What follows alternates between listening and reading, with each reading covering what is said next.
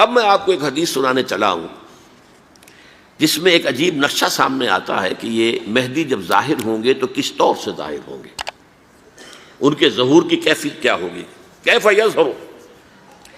یہ روایت ہے حضرت ام سلمہ سے رضی اللہ تعالی عنہا، حضور کی زوجہ محترمہ ہیں، فرماتی ہیں ام سلمہ عن النبی صلی اللہ علیہ وسلم قال یکون اختلاف عند موت خلیفۃ۔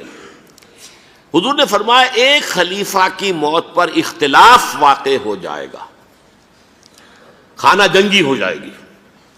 فَيَخْرُجُ رَجُلٌ مِّنْ أَهْلِ الْمَدِينَةِ حَارِبًا إِلَىٰ مَكَّةَ، پھر مدینے کے لوگوں میں سے ایک شخص نکلے گا، بھاگے گا اور جا کر پناہ لے گا اور چھپ جائے گا مکے میں۔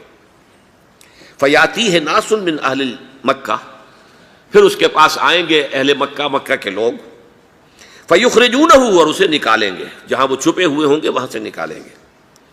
وَهُوَ كَارِهٌ، اور وہ بالکل اس کو پسند نہیں کر رہے ہوں گے، نہ وہ خواہش مند ہوں گے کہ ان کے ہاتھ پر بیعت کی جائے، نہ وہ یہ چاہیں گے کہ وہ میدان میں آئیں اور ان کو جو ہے اپنا لیڈر مانا جائے۔ وَهُوَ كَارِهٌ فَيُبَايِعُونَهُ بَيْنَ الرُّكْنِ وَالْمَقَامِ، لیکن لوگ جو ہے پھر اصرار کے ساتھ ان کے ہاتھ پر بیعت کریں گے رکن اور مقام کے درمیان۔ رکن وہ کونا ہے خانہ کعبہ کا جس میں حجر اسود لگا ہوا ہے، اور مقام ابراہیم جو ہے، ان دونوں کے مابین جو یہ علاقہ ہے یہاں پر وہ بیعت ہوگی۔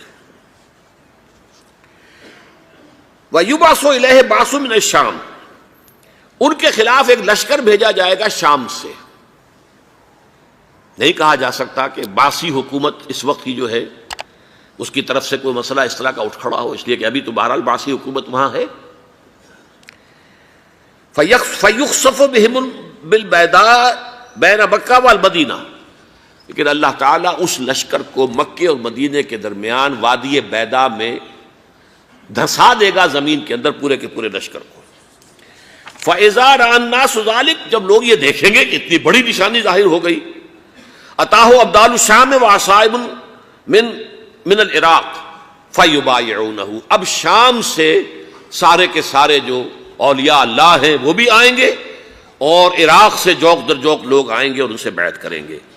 وَيَعْمَلُ فِي النَّاسِ بِسُنَّةِ نَبِيِّهِمْ، پھر وہ عمل کریں گے لوگوں کے مابین، حکومت کریں گے اپنے نبی کی سنت کے مطابق۔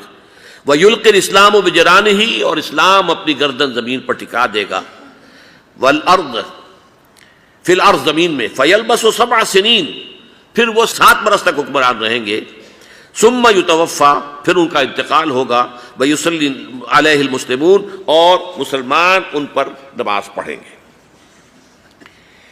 یہ جو میں نے آپ کے سامنے نقشہ کھینچا ہے، اس سے اب میں ایک نتیجہ نکالتا ہوں، اسے بھی میرا گمان کہیے، اختلاف بھی کر سکتے ہیں آپ، اگر اس کو وزنی سمجھے تو قبول بھی کر سکتے ہیں۔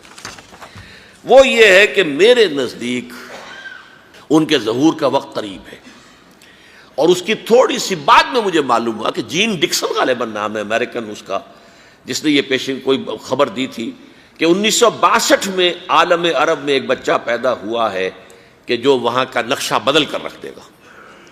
یہ جین ڈکسن کی غالباً پیشن گوئی ہے۔ بہرحال مجھے اس کی پیشن گوئی سے کوئی دلچسپی نہیں ہے، میں تو جو احوال دیکھ رہا ہوں، یعنی اسرائیل کا قائم ہو جانا، اور اس کے بعد اب یروشلم کا مسلمانوں کے ہاتھوں سے نکل جانا، اور اب گویا کہ وہ الملحمۃ العظمیٰ جو ہے تلی کھڑی ہے، کسی بھی وقت جو ہے یہ جو ہے وہ لاوا پھٹ سکتا ہے، آتش فشاں پھٹ سکتا ہے۔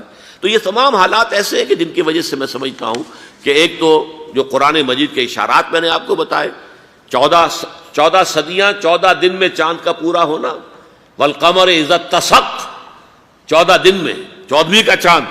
اسی طرح اب یہ 14 صدیوں کے بعد یہ صدی جو 15ویں صدی ہے، یہ در حقیقت ظہور امام مہدی کی صدی ہے۔